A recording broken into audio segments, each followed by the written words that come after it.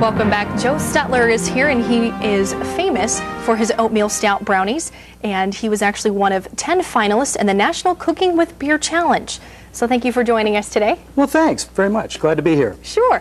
Okay, now the question of the hour, why cook with beer?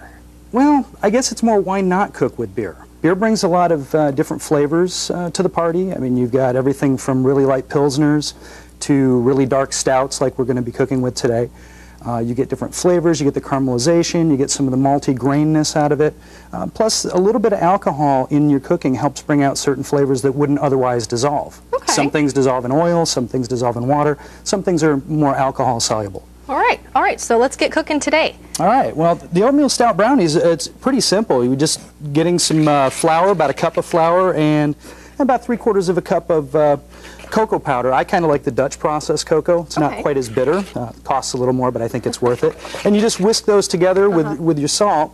Okay. The next thing we're doing is we're just getting some eggs prepared, 4 eggs and 3/4 of a cup, about a cup of sugar actually. Okay. And we just beat those, and I've already pretty much beaten it until they're about fluffy. Okay, and a mixer really helps with that? A mixer really helps with this part.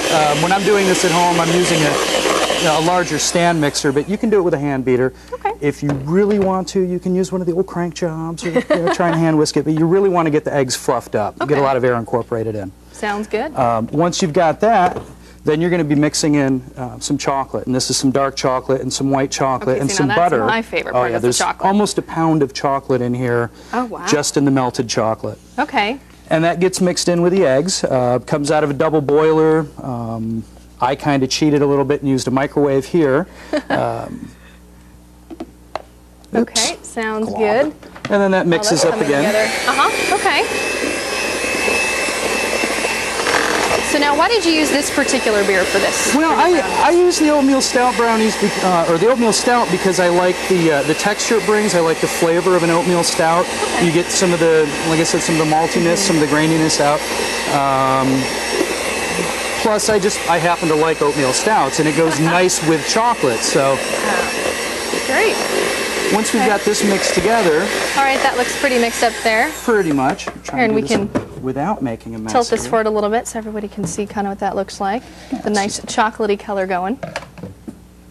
And like I said, there's about a pound of chocolate in here, plus the cocoa powder. Okay. The next thing that goes in is the cocoa powder flour mix, I should say. Mm-hmm. With all the salt and everything in there. Yeah, stick that back there. And you just mix those together. I'll do it without the beater so you can hear me a little bit better, and so it doesn't throw the powder all over the place, because it's a really fluffy powder when you mix these two. Mm-hmm. So a lot better than doing the little box of mix. Oh yeah. I mean, I've done that before. I've taken a box of mix and instead of the liquid ingredients, use the beer.